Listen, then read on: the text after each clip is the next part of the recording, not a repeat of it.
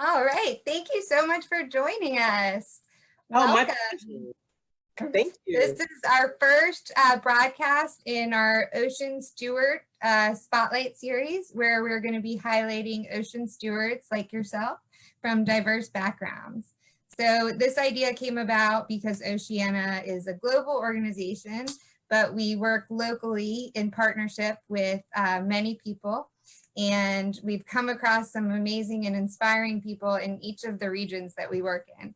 So we wanted to shine a spotlight on the work that our partners are doing that make our work so much easier. And I also just wanted to start off today by acknowledging and respecting and honoring all the victims of violence across the country. All the stories we keep hearing are so disturbing and are so close to us. They're not separate from us. And I just thought we could take a breath and ground ourselves and realize that there are some incredibly dark forces that we really need to work together to overcome. So with that being said, I wanted to introduce our first guest, Dr. Dionne Hoskins. Thank you so much for joining us today. It's my pleasure, and I'm honored to be your first person that you're talking to. I don't know whether you are intentionally, setting the bar kind of low so everybody else can shine or what, but I am just so overjoyed and overwhelmed to be able to participate. And thank you so much for making that statement, because this is a challenging time and people are responding different ways to what they are learning about their country. And so some people are feeling anger and look, I told you so, this has been happening. And other people are really in shock because they just didn't know, just didn't understand. And it's very difficult for them to process what the experience of people of color has been. So I really appreciate you making that acknowledgement. Thank you. So let's get started. Tell us a little bit about yourself. Tell us your name, who you are, and my favorite part, your favorite marine species. Sure. So my name is Dionne Hoskins-Brown. I am from Savannah, Georgia. I was born in Blackwater, Virginia, but we moved to Savannah when I was a little girl, and this has been home for that whole time.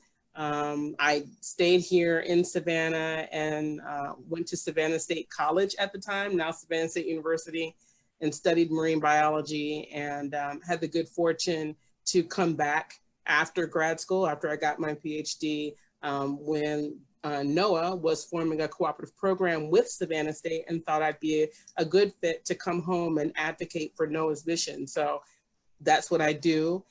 That's where I am. And my favorite, I have to say my favorite marine animal is gonna have to be the first one I did a study on. My senior thesis was on the warty anemone. And it was just so bumpy and so greenish brown and ugly, but absolutely wonderful with its, iridescent tentacles. And I found it here on Tybee Island when I was just kind of scouting around the jetty as an 18-year-old. And I was like, this is the most fabulous, unusual thing ever. And so it still has a soft spot in my heart as, the critter that, kind of chaperoned me into this career.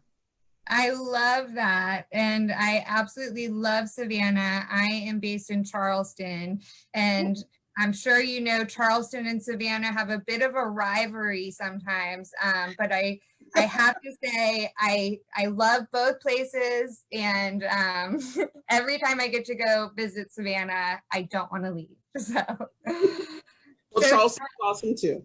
It is. They're very similar, which is probably why they're so competitive. So tell us a little bit more about the work that you do for NOAA. I have probably one of the best jobs in the world. So I work as a fisheries biologist for the National Marine Fisheries Service. I'm in the Southeast Fisheries Science Center, and I am a fishery ecologist in the fish ecology branch of the Galveston Laboratory. It just so happens that the Southeast Fisheries Science Center created this partnership with Savannah State University because it's one of the few HBCUs in the country that has a marine sciences program. But what's more, we're the top producers of students of color who earn bachelor's degrees or master's degrees in the marine sciences. So it was a really good fit. And to make sure that the relationship was properly undergirded and could help generate that next generation of African-American scientists that would be eligible for NOAA's workforce, they put me here. And so I do research. I also am a graduate professor, so I teach in the graduate program, but I also teach invertebrate zoology in the bachelor's program. So I'm kind of an implant to give that extra mentorship, that extra exposure that we really need to make sure that we have all the people needed, trained properly, that can advocate for ocean environments. That is so wonderful. I love that. It's an awesome job. It's awesome. I often say I have the best job in the world too. So I guess the best jobs have to do with saving the oceans. Yeah. So tell us a little bit more about you. Are there other programs and initiatives that you work on in addition to your work at NOAA? Absolutely. So this has been the investment of NOAA in Savannah State has been really helpful to spawn other activities that are kind of pet areas for me, you know, all centering around the idea of ocean literacy, marine conservation, understanding habitats that are essential and the species that rely on them.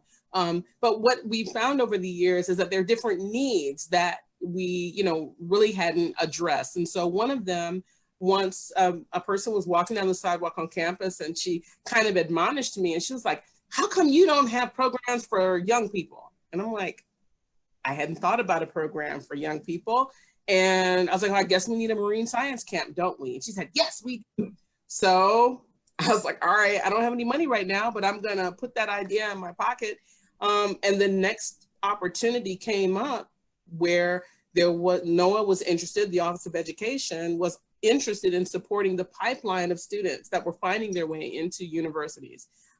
So we had a marine science camp. We started it in 2007. It's still going on. Of course, we didn't have it this summer because we're sheltering, but we have future marine scientists that started age 7 and go up to age 18. Wow.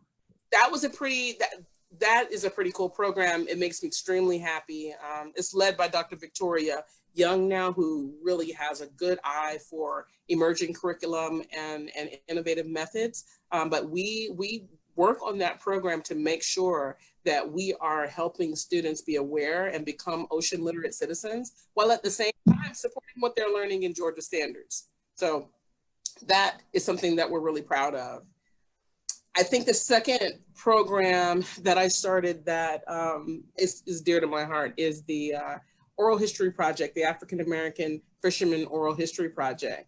And it really came out of a desire that I had to be able to have a good, strong, credible conversation about the contributions of African Americans to fishing professions, fisheries in coastal Georgia. And I just felt that information was lacking, even though my experience moving around as a citizen in Savannah and Charleston and Midway and other areas was that there were African American families, often Gullah Geechee families, who were fishing and doing all sorts of things that they had been doing for many generations that somehow didn't fall on NOAA's radar as their being stakeholders. So whenever I'm in meetings and they were talking about stakeholders, I'm looking for people of color, especially for the Southeast, looking for people of color, and I'm not seeing them. So I was like, you know what? We don't know this information. Apparently somebody needs to go get it. So I wrote for some funding to collect oral histories from African-American fishing families,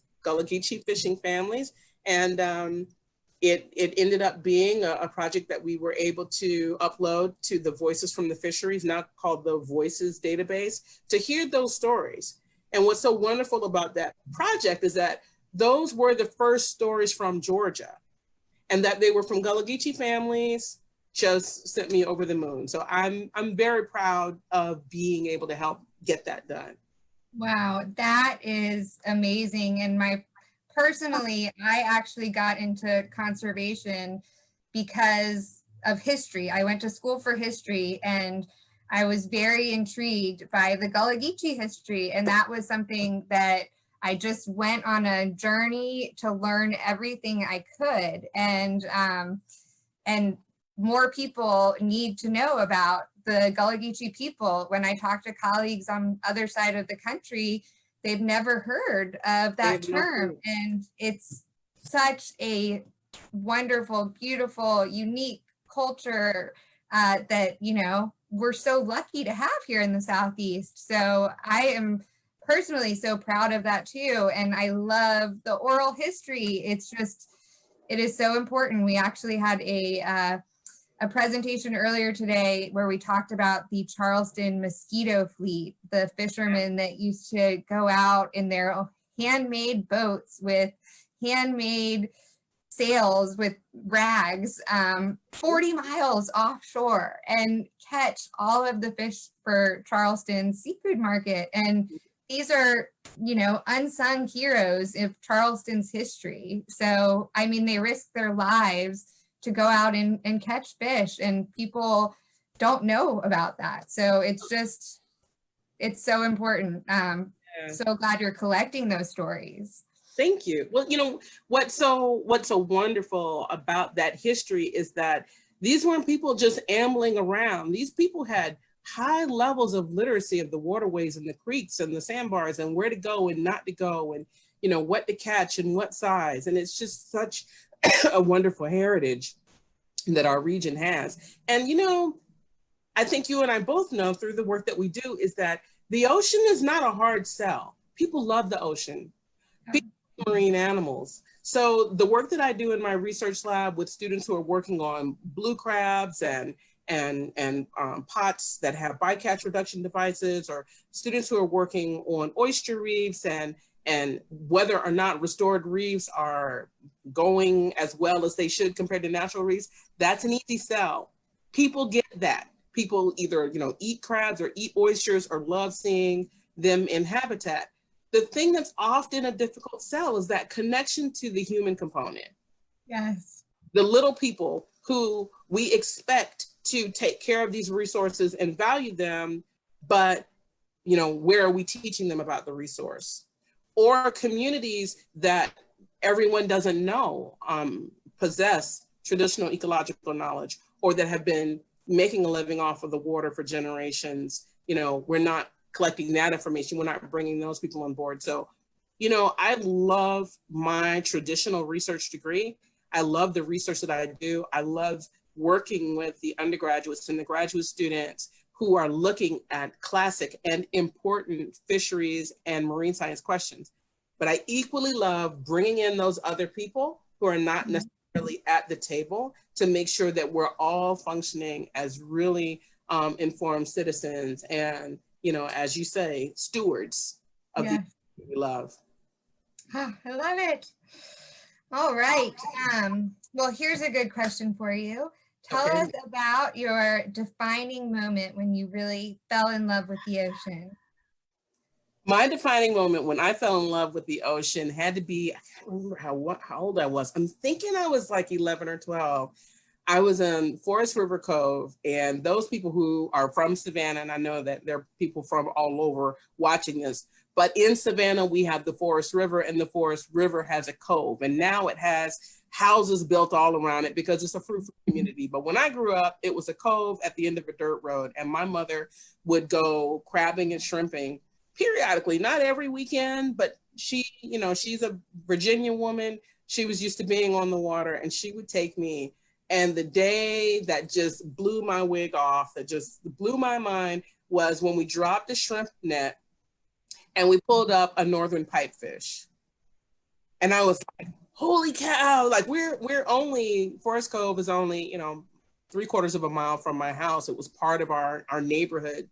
And I was like, how on earth is something like this living in this cove when I'm pulling up this net expecting to see shrimp? And it just blew my mind about the morphologies of the animals that are living in these turbid southeastern waters. You know, this is not South Florida where you look down and you see exactly what's living there. Yeah. In the Southeast, you drop a net, and if you're a little kid like I was, you pull up something magical. And I was like, oh my gosh, I could live here forever. Oh, I love that. Oh, I absolutely love that. What is your ideal vision for the ocean conservation community? Yeah, that's a good question. I think it really aligns with how you started our conversation about the importance of valuing everyone and the importance of inclusion. You know, I am looking at this Jedi moment in our country as a way to include everyone. And what I really would love to see, and what I think is important to ocean conservation, is everybody has to feel ownership. Everyone has to feel included. They have to feel entitled to have a say and make a stand about our ocean and marine resources. And so to me, that perfect mix would be for people of all backgrounds, students and professionals, to have the knowledge that they need to be proper and strong advocates, and to be able to work from wherever they are, whatever they're doing, as an advocate for the ocean. Yes, so important. What, let's see, what would you say to people who love the ocean but don't know how to protect their special place? That's a really good question. You often see this in freshman marine science majors who come in and they're in love with one particular species. They're in love with turtles, or in love with dolphins, or something else. They're in love with warty anemones. And they come in and they consume everything that supports their opinion of the ocean and nothing contrary.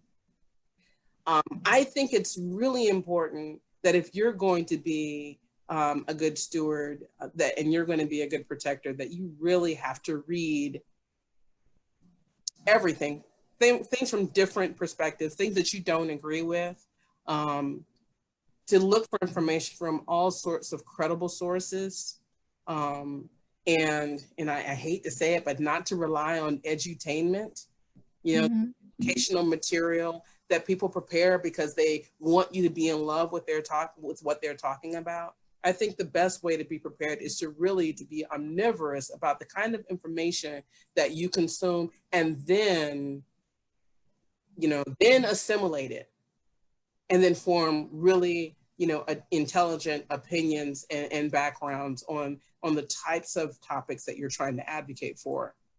That is such a good point. I actually got into the whole conservation world through a 10 years long battle to save a historic tree called the Angel Oak, which is on John. So when I started,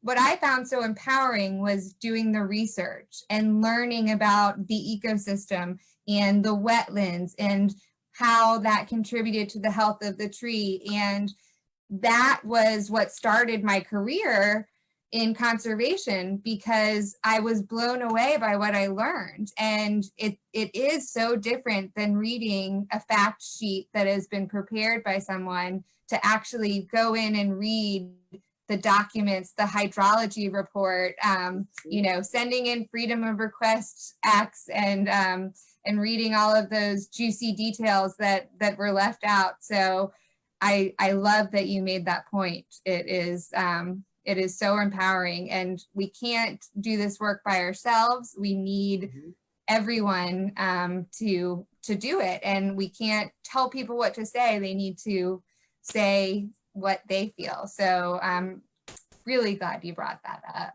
Thank you. And sometimes people don't know if they're on the other side of an issue with you, and you're arguing your side of the issue, and they have a flawed argument. Sometimes they don't know it. They think they've read the best information. And by reading both sides of any issue, by being informed on both sides of an issue, you can help build consensus, show them the error of their process or their model by saying, yeah, I understand what you're saying and I understand what that's based on, but let me tell you why that doesn't work here. And so you can get a whole lot more done if you're able to do that. So I'm really glad to hear about your work with the Angel Oak. I loved that tree. I have a photo of me climbing that tree when I was 8. That was before they wouldn't let you climb it. It was not fenced off. And I've got like 3 pictures of me and my sister like up in that tree. I cherish that. Oh, I would love to see those pictures one day. That is my life dream, to be in the angel oak, but I would never ever hurt the tree, so I won't ever do that. Wow, that is so special.